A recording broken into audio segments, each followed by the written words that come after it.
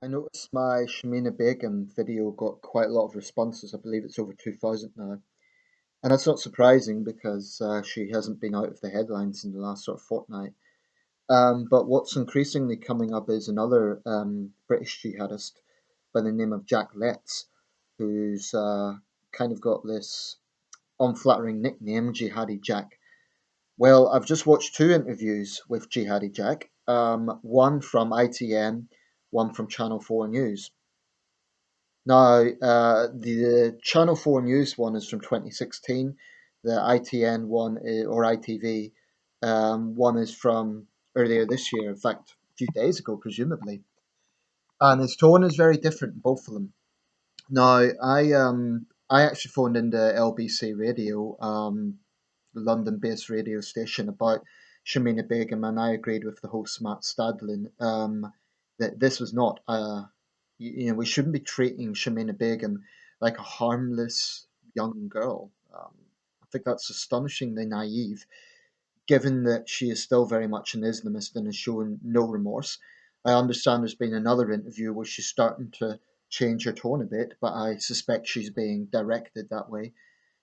Um, I've heard it argued that I'll get to Jihadi Jack in a second, but I've heard it argued that there is some pragmatism in getting ex Islamists to be involved in counter radicalization programs.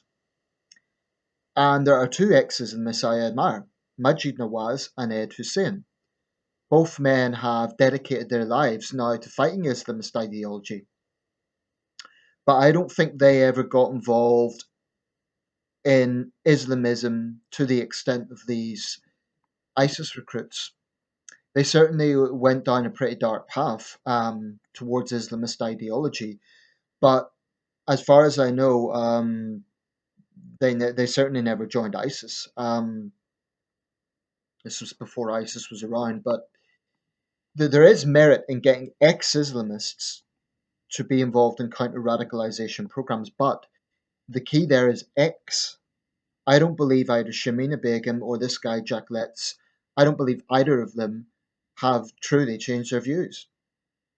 Everything about them, their body language, their attitude, just indicates that they still very much have Islamist ideology. There was another presenter on LBC, I forget the guy's name, but he was winding up a lot of people because he kept describing Begum as, oh, what harm can a 19-year-old pregnant girl cause? Being young and being pregnant doesn't automatically mean someone is not potentially dangerous. She's given birth now, so she's no longer in a pregnant state, and she still has Islamist views. I don't believe she is the most dangerous Islamist there is, and I do think that the infamy now means she's going to be under so much scrutiny she might even be targeted by Islamists. Uh, But if you look at her family background, it's very much ultra conservative Muslims. So there's very much Islamist grounding in her background even before she joined ISIS. And I think that definitely needs to be scrutinized. In terms of the legal situation, the Kurds have made it clear they don't want these people. They argue why should we take these foreign nationals, and they have a point. So from a legal perspective, we may have to take them back. And the fear, of course, would be if they get acquitted because they're dismissed as being brainwashed, then the security services will have to, put a lot of resources into monitoring them. Now, I want to talk about Jihadi Jack because one of the things that came up when I was debating on LBC, there was a woman from Greenwich, and she was saying there was a racist thing because of all the animosity towards Shamina Begum. Well, firstly, the animosity is obvious. This is someone who went to join a death cult, and she showed no remorse. That's why people are angry, understandably so. But I pointed out, I believe I brought this up on the show, that 11 years ago there was a white convert who tried to bomb Exeter. At that time, it was Al Qaeda that was the big Islamist front. I'm not sure which specific group he was affiliated with. Thankfully, the attack failed and he was the only victim, i.e., he was injured. But that makes the point that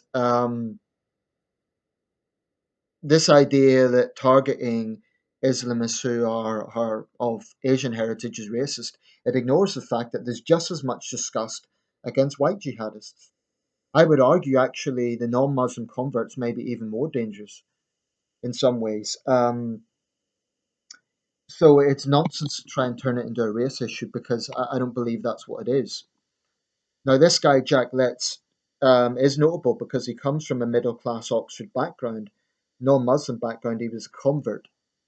The first interview, 2016, he, um, he was saying he disagreed with some things ISIS done, but he went on to say absolutely a supporter of Sharia. He believes in the jihad, he believes in the concept of a caliphate, and there was zero remorse in his whole attitude. Now, the more recent interview, which was a face to face interview, the first one from Channel 4 was by radio or by phone. This second interview, the ITV team were taken to the area where he's being held. The Kurds obviously didn't want that to be traced, but this was a direct face to face interview. He came across as very nervous, and I don't know if it was sincere or if he was just putting on a front, but it was very much like the village idiot. He came across as a very ignorant young man. But I think we need to be very careful with, for a start, we can't have double standards. We can't, treat Shamina Begum as evil and then say, oh, well, this guy was an idiot. And it is notable that he hasn't had his citizenship revoked, but as I understand it, as the report said, he's got joint Canadian citizenship. Now, I'm not sure. I know the Trudeau administration took a very controversial line on that, where Justin Trudeau actually said that returning jihadists should be treated like Italian immigrants in the 30s, which understandably caused a lot of anger. I mean, to me, that's Trudeau playing up his regressive left card. It was pathetic, in my opinion. But different countries take a different attitude to returning jihadists, and I don't trust this guy. Part of me, I will say this, I partly feel sorry for his parents on some level. Their parents, say, understandably worry about their son, but as for him personally, no. It's very difficult to have any sympathy. I mean, he said at the time he believed the Paris attack was justified. He said he was in custody when the Manchester and Brussels attacks happened, but he believed the Paris attack was justified. And he said, "Oh, it's not because I support the bombing of innocent people." And he was saying that civilians died in coalition bombing. Well, how about the thousands of Syrian civilians killed by Russia and by Assad? So if he's saying the motivation for his jihad is because of Western militarism, well, let's not forget the West was responding to Assad's brutality, responding to ISIS brutality. And of course, it's tragic if civilians die in that. But there's a big difference, I believe, between bombing an ISIS stronghold and some civilians die, which is terrible, versus a vicious Islamist death cult, knowingly and very specifically torturing and targeting civilians. And I understand the argument that when the coalition, when civilian deaths happen, that definitely helps Islamist propaganda. But the idea that they're motivated by human rights, that they're motivated by civilians dying, is a perverse joke. And this guy, Jack Letts, he may be young, but guys his age have carried out brutal terrorist attacks. I mean, one of the London bombers was 21.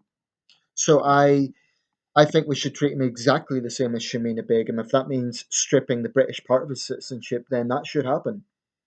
I have no sympathy with this guy. He knowingly joined a vicious death cult.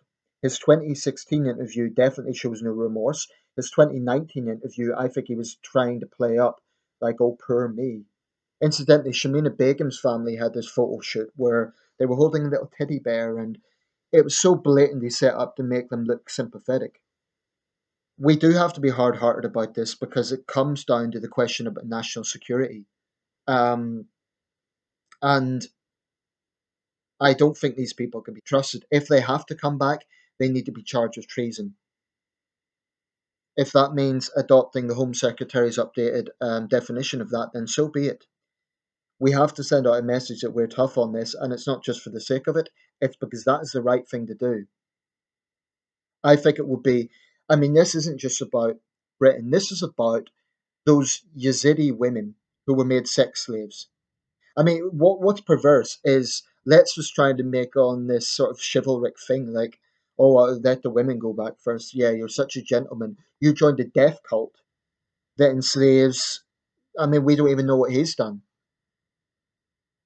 but you join a death cult that throws gay men off buildings, that drowns men in cages,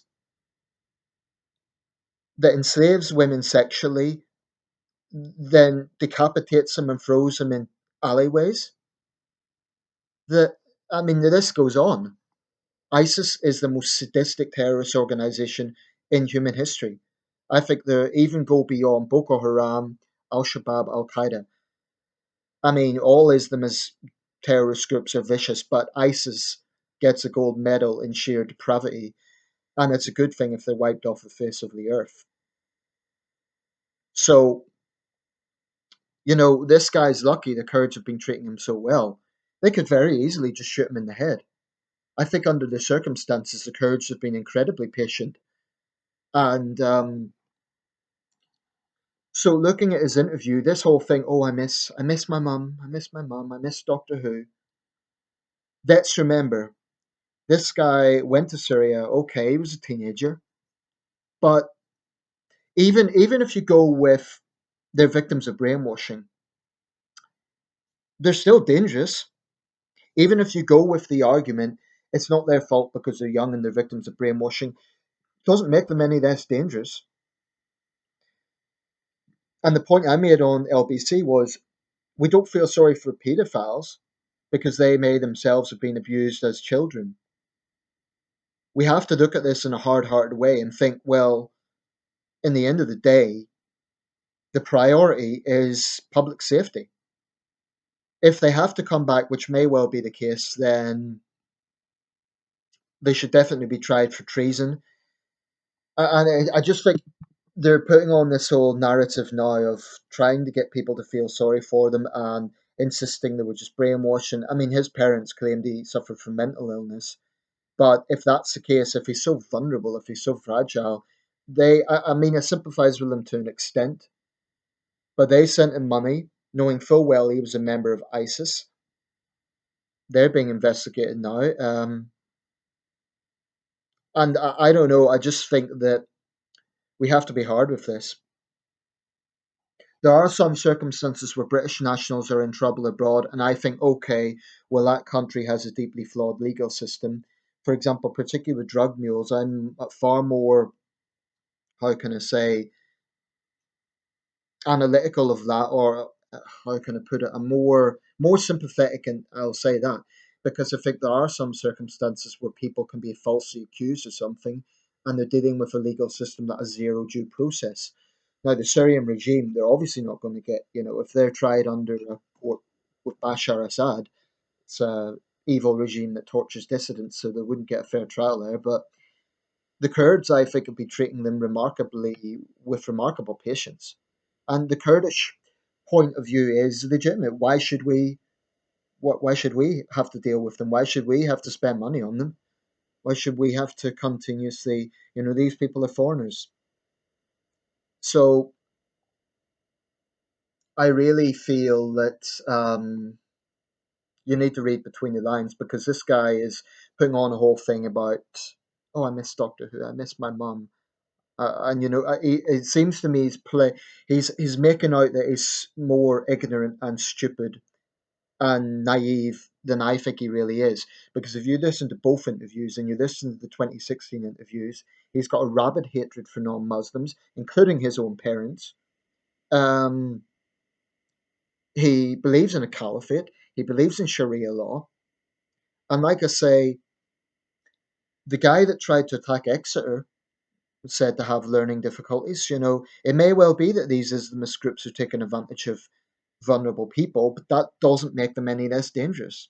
That's why we have to take a hard line. But personally, I have no sympathy with this guy. He's a 21-year-old man. We could look at it that, oh, he's young, but he is a man. He's a 21-year-old man. He's not like a child. And this whole charade that he's putting on, I just don't buy it. And I do think we should take a hard line with him because the things that ISIS done, for him to know that and for him to be okay with that, I just, no doubt he will say, "Oh, I was foolish. I believed it was all Western propaganda." No, the idea that you would buy into jihadist videos and that's so, nah. I just feel to hell with him. We need to take a hard line to send out a message that this won't be tolerated.